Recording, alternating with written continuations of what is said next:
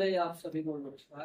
आदरणीय आचार्य महोदय और सभी हमारे आदरणीय गुरुजन एवं पत्रकार। मैं अभी कुछ मेरा मन में नहीं था, मैं कुछ भी ना प्रिपेयर करके आया था, लेकिन शिफा को बोलते हुए सुना तो मेरे को लगा हाँ मुझे भी बोलना चाहिए। तो बोलने की बजाय मैं अपने जो थोड़ी बहुत कोशिश कर लेता हूँ आज के अंदाज में, उसी अंदाज में डिपार्टमेंट में घुमाना चाहता हूँ। तो देखते हैं मेरी कोशिश कामयाब हो पाएगी या नहीं। कि जिसके नाम के शुरू में ही है तमीज वाला जी और अंत में है बदतमीजी वाला तू, मैं आपका अपना आरजे जीतू।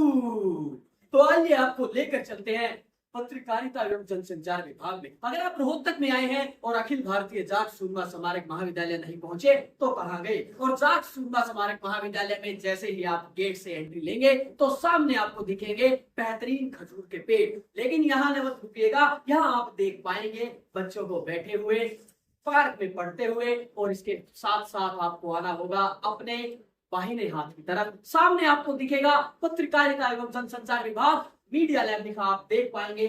जैसे ही आप अंदर आएंगे यहाँ पर आपको मिलेंगे हमारे विभाग अध्यक्ष डॉक्टर जसमेर सिंह की ऐसी कोई चीज नहीं जिसके बराबर इनका मूल्य है, यानी ऐसी कोई चीज नहीं जिसका इनके बराबर मूल्य है। और केवल गुरु नहीं, अपने छात्रों के लिए ये पिता तुल्य है। हमेशा कुछ ऐसी ऐसी बातें करते हैं, ये कहते हैं कि आप बोलिए, कुछ गलती है तो मेरी है और कुछ अच्छाई है तो आप आगे बढ़ते जाइए। शुरू से लेकर आखिर तक ऐसे ही सिखाते आए हैं, हमें समझाते आए हैं और हमें जो हमें वो बनाते आए हैं। इसके बाद आप मिल पाएंगे डॉक्टर अजय घनघस जी से। डॉक्टर अजय घनघस जी दिखते ही आपको एक दादाजी वाली फील जरूर देंगे और साथ ही उनका ज्ञान भी उनसे कुछ कम नहीं है। जैसे दादा अपने बच्चों को, अपने पोता पोतियों को इस दुनियादारी की सीख देते हैं, उसी प्रकार अजय घनघस जी भी हमें न केवल सीख देते हैं, साथ ही पत्रकारिता भी पढ़ाते हैं। इसके साथ साथ आप मिलेंगे डॉक्टर प्रदीप बल्हारा जी से। अगर आप डॉक्टर प्रदीप बल्हारा जी से मिले हैं तो आप खुद ही देख पाएंगे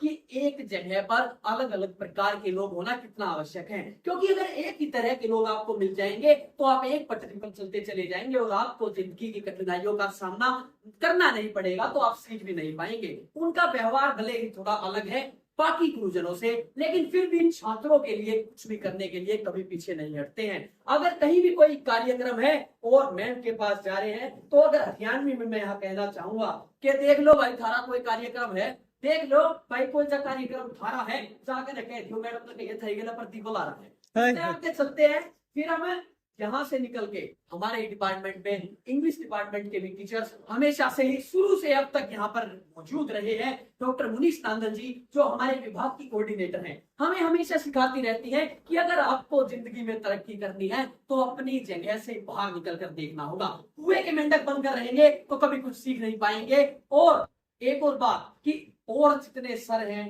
अकेले हमारी मैडम डिपार्टमेंट में ज्यादातर शुरू में आए मैडम को ही हम देख पाए थे कि अकेली इतनी मैडम है, बाकी सारे सर हैं, उन्होंने ही हमें सिखाया कितना जरूरी एक्सपोजर है। इसके अलावा आगे बढ़ते चलेंगे हम, हमारे शमशेर धनकर सर, उनके साथ साथ इंग्लिश का पूरा विभाग, वो पत्रकारिता के साथ साथ हमें इंग्लिश का ज्ञान तो देंगे ही, और फिर हम लेकर आपको चलेंगे प्रिंसिपल ऑफिस की तरफ। अगर वहां से निकलेंगे तो उससे पहले हमें रास्ते में भी कहीं पर हमारे रामेंद्र सर मिल सकते हैं, और रामेंद्र सर से आप जरूर सीख पाएंगे कि किस प्रकार अपनी दुनिया में मस्त रहना भी एक कला है। वो भले ही एक टीचर है, उनको देखकर आप एक टीचर से ज्यादा किसी ऐसे व्यक्ति का उदाहरण देख सकते हैं कि जो बच्चों को पढ़ाता तो है लेकिन अपनी जिंदगी को कैसे जिया जाता है वो आपको सिखा देंगे। इसके बाद चलते हैं प्रिंसिपल ऑफिस की तरफ, वहां हमें मिलेंगे हमारी शबनम मैम।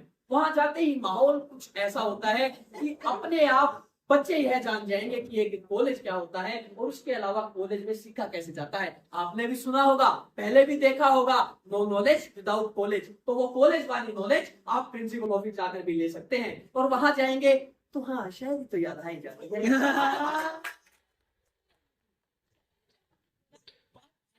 तो चाहे हम जिंदगी में, अपनी उम्र में, आने वाले समय में कहीं भी मौजूद होंगे, हमें अपनी प्रिंसिपल मैम जरूर याद आएंगी। और उनकी बातों के साथ साथ जो उनका बोलने का लहजा है वो भी हम सीखे हैं। और प्रिंसिपल मैम के बारे में बात करेंगे तो जब वो टीचर थे, हमने उनके टीचर से लेकर प्रिंसिपल तक की जर्नी मैं देख पाया हूँ, मैं खुश नसीब हूँ। और उन्होंने मेरे साथ रात के 2 बजे तक मुझे सिखाने का काम किया है। वैसे कहते हैं कॉलेज 9 से 3, 9 से 5 होता है, लेकिन जिस टीचर ने 9 से 5 के बजाय रात के 2 बजे तक बैठकर मुझे सिखाया है, तो वो अपने आप ऐसा गुरु हो जाता है कि गुरु का असली महत्व उन्होंने मुझे बता दिया है कि गुरु होता क्या है। और शायरी की बात करते करते मैं अंत में बस इतना कहना चाहूंगा कि यहाँ आकर सीखा मैंने क्या मैं हूं और क्या बन जाऊंगा। यहाँ आकर सीखा मैंने क्या मैं हूं और क्या बन जाऊंगा। और जिंदगी में ना लगाऊं कोई ऐप, जिंदगी में ना लगाऊं कोई ऐप, बाकी चाहे सारे जहां घूमूंगा मैं, याद आएगी मुझे मेरी मीडिया लैब। धन्यवाद।